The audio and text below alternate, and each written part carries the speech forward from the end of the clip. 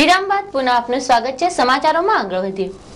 બનાસકાંઠામાં BSF camp સીમા સુરક્ષા બળ 99મી બી બટાલિયનને 10 ડિસેમ્બરના રોજ 39 વર્ષ પૂર્ણ થતા તેના સ્થાપના દિને અધિકારી બીએસ કુશવાહાની અધ્યક્ષતામાં જવાનો પરિવારો બાળકોની સાથે બીએસએફ કેમ્પમાં સાંસ્કૃતિક કાર્યક્રમ તેમજ હરીફાઈ યોજીને મનાવવામાં આવ્યો હતો। બટાલિયનના જવાનો પરિવાર અધિકારીઓ સાથે ઉત્સાહથી મનાવવામાં આવ્યો હતો। દાંતીવાડા ખાતે આવેલ બીએસએફ કેમ્પમાં B99 દાહીની સીમા સુરક્ષા બળ ઉત્પત્તિ 1972માં લોગના ટાઉનમાં મોટા કુટુંબમાં થઈ હતી, જ્યારે તેની સ્થાપના 11 નવેમ્બર 1973ના રોજ થવા પામી હતી। દાહીની સીમા સુરક્ષા બળ સન 1972માં સરહદી આંતરિયાળ વિસ્તારોમાં કાઉન્ટર ઇમરજન્સી દરમિયાન 2001 સપ્ટેમ્બરથી 2005 સુધી ફરજ બજાવેલ છે। 2005 થી 2008 આમોદર પંજાબ ખાતે પણ ફરજ બજાવેલ છે।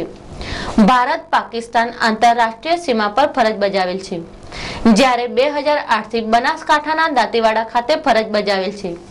જ્યારે ગતરોજ સ્થાપના પૂર્વે બટાલિયનના જવાનો સમગ્ર પરિવાર સાથે લીંબુ ચમચી દોડ, મ્યુઝિક ચેર, મહિલાઓ તથા જલેબી ખાવાની દોડ જેવી અનેક રમતોની સ્પર્ધા કરીને તેમાં પ્રથમ આવેલાઓને ઇનામ આપી પ્રોત્સાહિત કરાયા હતા। આ સ્થાપના પર્વને કવરેજ કરાવવા મીડિયા કર્મીઓને જિલ્લા વડા મથક પાલનપુર ખાતે લઈ જવાયા હતા।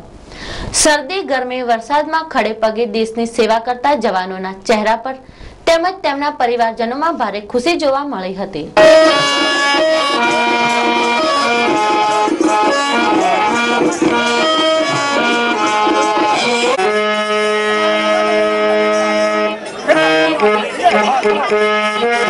अभी कुछ ही देर में जलेबी शुरू होने वाला है। सुनिए क्या बात सुनो पहले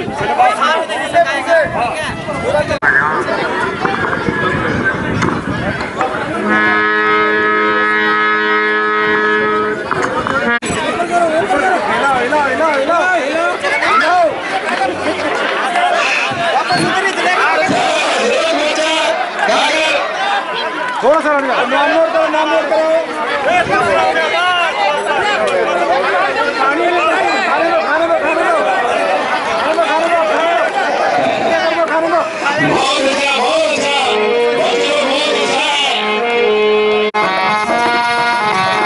आज चारों तरफ खुशियां ही खुशियां दिखाई दे रही हैं। ऐसे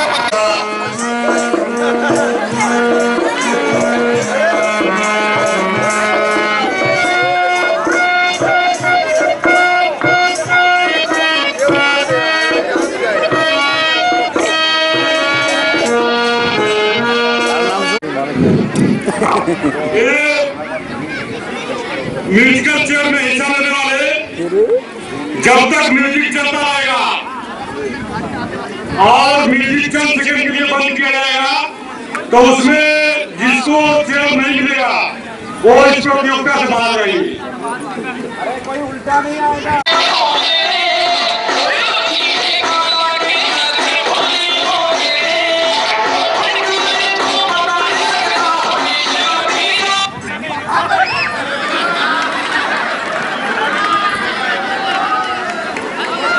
ડીસા સહિત બનાસકાંઠા જિલ્લામાં છેલ્લા 2 દિવસથી વહેલી સવારે ઠંડીનો ચમકારો અનુભવાવા લાગ્યો છે।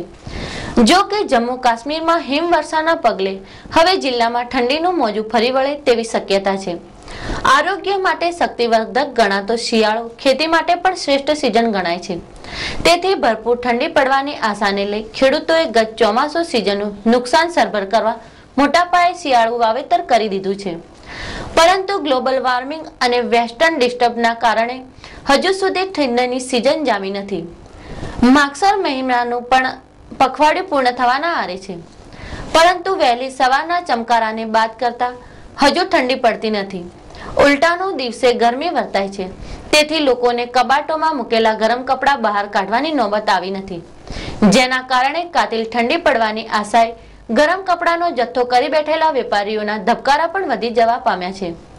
બીજી બાજુ ચોમાસામાં પાછળથી સતત વરસાદના કારણે પાક સડી ગયો હતો, તેથી આખી સિઝન નિષ્ફળ નીવડી હતી અને હવે ખેડૂતો મોટા પાયે વાવેતર કરી બેઠા છે, પણ હજુ સુધી ઠંડી ન પડતા વાવેતર માથે ખતરો મંડરાયો છે।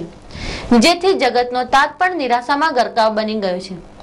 જો કે જમ્મુ કાશ્મીરમાં હિમવર્ષા થઈ જેથી વહેલી સવારે તાપણીની મોસમ ખીલી ઉઠી છે અને હવે ટૂંક સમયમાં શિયાળો અસલ મિજાજ દાખવે તેવી શક્યતા હવામાન વિભાગે વ્યક્ત કરી છે। બનાસકાંઠા જિલ્લાની 663 ગ્રામ પંચાયતોની ચૂંટણીનું આજે તારીખ 10/12/2011 ના રોજ જાહેરનામું પ્રસિદ્ધ થનાર છે। આ સાથે સરપંચ અને વોર્ડ બેઠકોના ફોર્મ ભરવાની પ્રક્રિયાનો પણ પ્રારંભ થઈ જશે। ફોર્મ તારીખ 15/12/2011 સુધી ભરી શકાશે। ચૂંટણી પંચ દ્વારા ગત 31મી નવેમ્બરના રોજ મુદત પૂર્ણ થતી જિલ્લાના 12 તાલુકાના 663 ગ્રામ પંચાયતોની ચૂંટણી જાહેર થઈ હતી। તેથી ચૂંટણી લડવા ઈચ્છુક ઉમેદવારોએ લોક સંપર્કો શરૂ કરી દીધા હતા, જેના કારણે ગામડાઓમાં શિયાળાના પ્રારંભ સાથે ગરમાવો વર્તાવા લાગ્યો છે। બીજી બાજુ ચૂંટણી લડવા જરૂર દાખલો મેળવવા ઉમેદવારોનો તાલુકા પંચાયત અને મામલતદાર કચેરીમાં ઘસારો વધી પડ્યો છે। જો કે ચૂંટણીનું આજે વિધિવત રીતે જાહેરનામું પ્રસિદ્ધ થશે।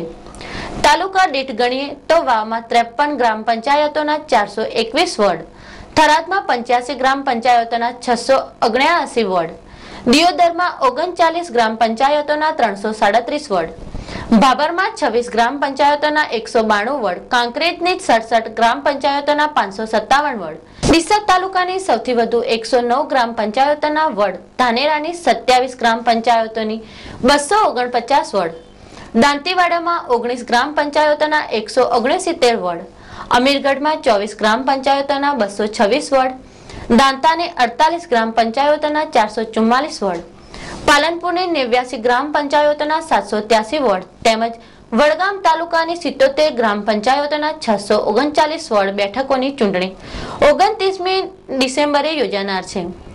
આજે શનિવારે ચૂંટણીનું જાહેરનામું પ્રસિદ્ધ થવા સાથે સરપંચ અને વોર્ડ બેઠકોની ચૂંટણીના ફોર્મ ભરી શકાશે।